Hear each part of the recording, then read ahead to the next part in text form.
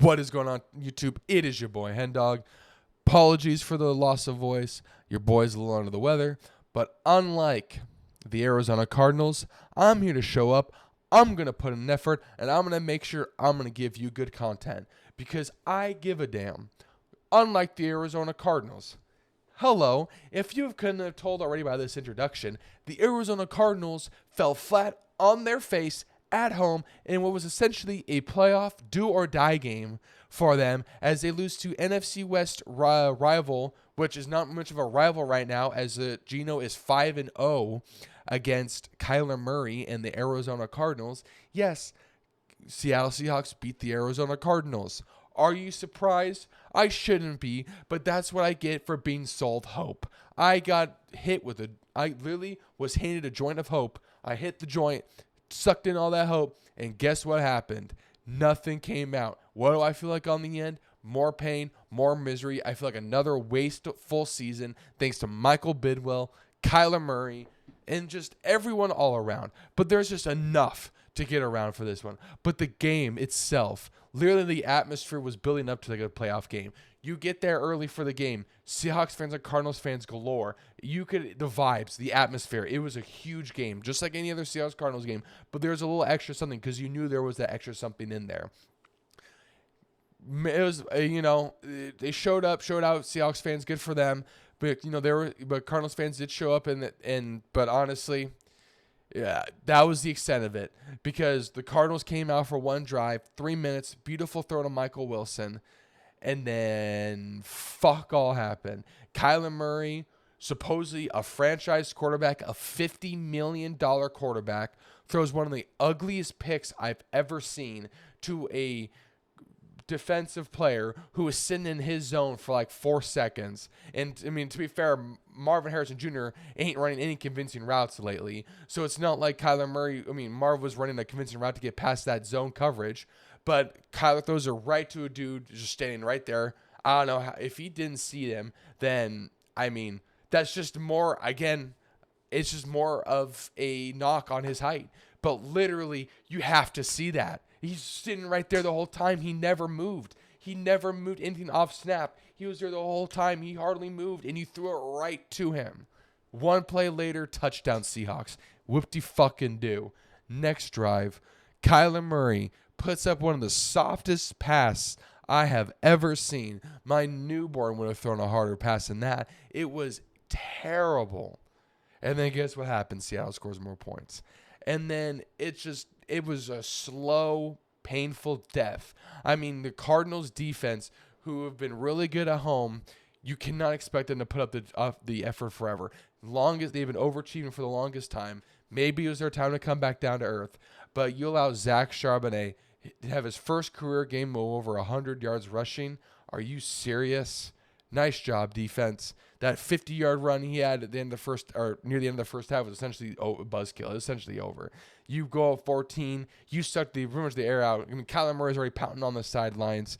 A $50 million powder. It's just an absolute, literally, questions, deservedly so, are going to be asked about Kyler Murray. And they morally should be asked about Drew Petzing. If Kyler Murray's seat's hot, Drew Petzing's seat must be scorching hot. If they lose to the Patriots or the Panthers and the offensive display scene like that again, his ass needs to be fired and sent back to Spy Kids and worked with the other thumbmen because that's as much use as he's getting because the offensive play calling is trash. 3 touchdowns in 3 games since the bye.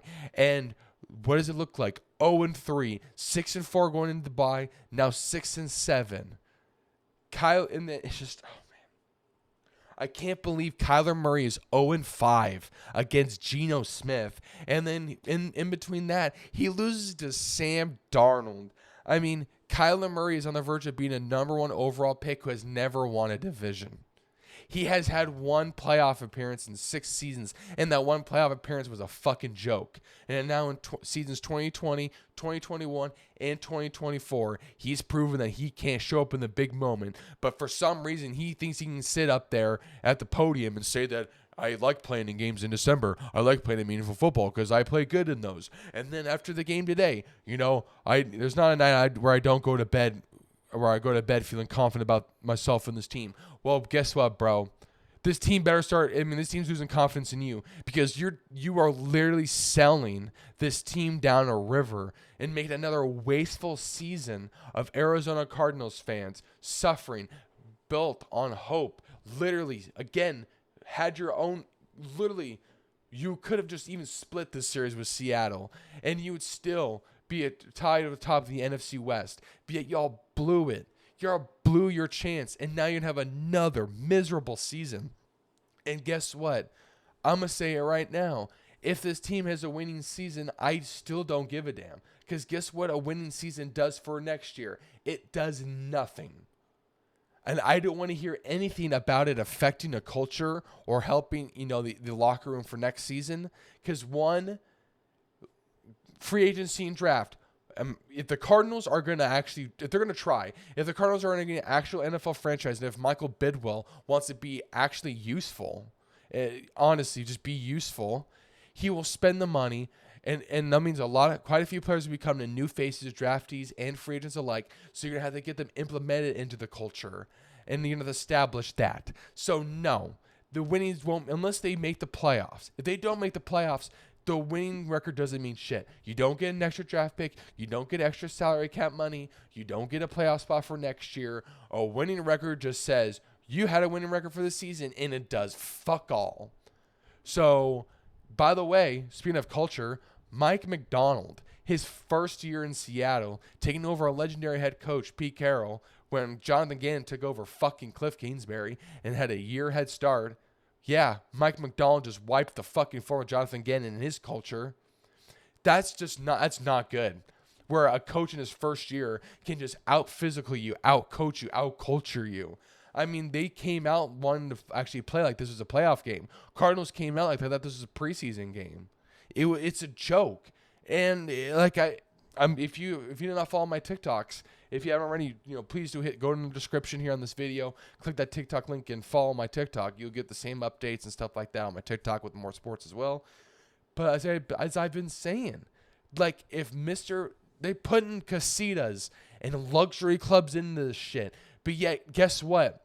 I don't know how old Michael Bidwell is, but we're coming up nearing two generations of Bidwells owning this fucking franchise, and there's been 0 Super Bowl titles. That's a fucking joke. If he's not going to fucking try and really give a damn about putting out a good football team and actually want to pack a stadium that you built supposedly for home fans, for Arizona State fans, and you're telling people, season ticket holders, do not sell your tickets. We want to build belief. We want to build the Red Sea back up. Give fans to get back in State Farm Stadium. Yeah, fucking right. Look at what you're doing. Look at the mess on State Farm. Look at the mess on that field. That is your mess. Monty Ossenford. People are literally already granting him a wizard going into this season. Motherfucker literally traded for Baron Browning. We had a chance to... And then, even before this, not really necessarily Monty Ossenford, but also Michael Bidwell's fault. Foregoing not signing Zach Allen and Byron Murphy to extensions. Now, guess what? Byron Murphy Jr. leads the interceptions for Minnesota, and Zach Allen is having a great year for Denver. We let those two walk, and we bring in players like Sean Murphy-Bunting, Justin Jones, Bilal Nichols. Like, these are the players that we're bringing in, and you're expecting us to buy into this. But yet, you let the better players walk. It's just a mess from the top down. Tip Ryman was supposed to be one of the best blocking tight ends in the draft. He got mauled. He's just getting manhandled by the Seahawks off. It's a man's game. This isn't college. It's the difference between blocking in the college level and blocking in the pros, okay? These are men. You're trying to move men, and these men don't want you to move them because it's a sense of pride. But guess what, bro? I don't know if you have any pride in you because you got moved. And also, does this offensive line not have any pride? Paris Johnson Jr., 3 fucking holding calls. I mean, this offensive line looks like a fucking just turnstile now. I mean, there's no pride. There's no physicality in that offensive line. I mean, they're a bunch of pussies. They're a bunch of sissies playing offensive line, and that's not helpful at all. So we have a pussy-ass offensive line. We have a quarterback that can't, for some reason, meet Geno Smith's level as a $50 million quarterback. Our number 4 overall pick, supposedly a plug-and-play wide receiver, literally puts in less effort in his routes than I've seen that my 95-year-old grandma could do. My 95-year-old grandma could put out better routes than Marvin Harrison Jr. is. She could sell or run play better than Marv can, too. Literally, the only good player out there is Trey McBride and James Conner. And then the defense, like I said, the defense is overachieving. It's mostly second-year, first-year players anyways.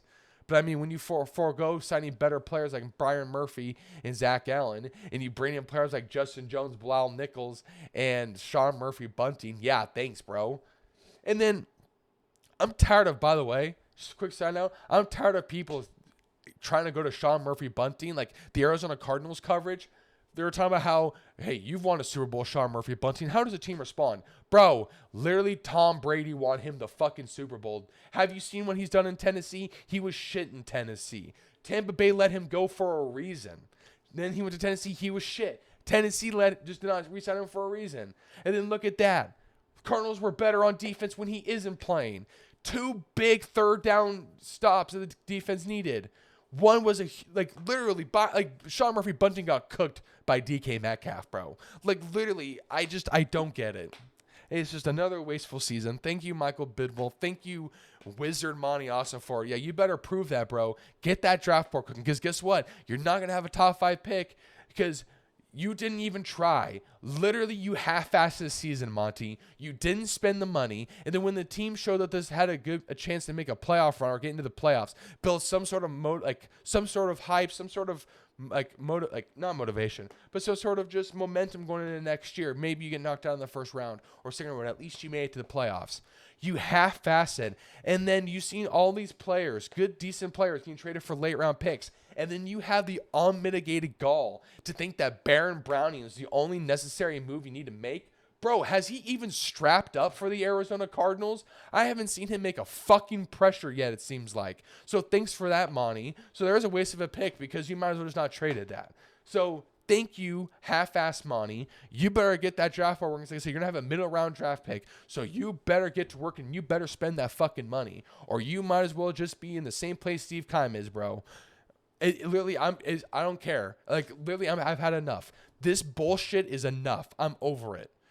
I want to see a fucking winner. I mean, literally, we just had the Arizona Diamondbacks have a 7-game lead in the in the wild card, and then they blew it, and then now the Arizona Cardinals blew it. Like, it's something in the water in the state of Arizona. Like, I love some of these teams here in Arizona. I'm not born here, so not all my teams are Arizona. Thank God, because literally Arizona sports fans, like true-bred Arizona sports fans, like Suns, Cardinals. Like I'm a Cardinals and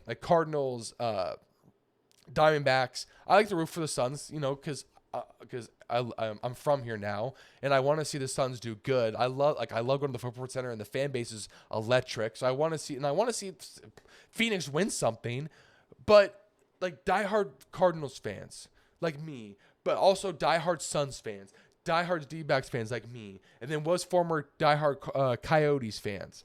Like literally, no sort of success, failure, choking, blowing leads. Like literally, it's ingrained in the state for some fucking reason. But honestly, it's not that hard to actually show up with some effort. And the Cardinals didn't. They did not show up with any effort. They didn't show that they wanted to win that game.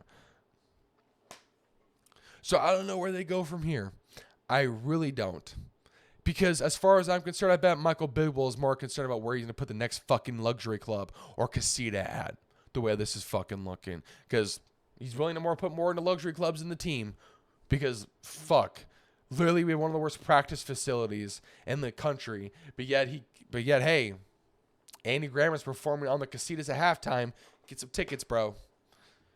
Thank you all for tuning into this video. Like I said, please do hit the subscribe button on my YouTube and then go into the description. Click the link to my TikTok and hit the follow button on there as well.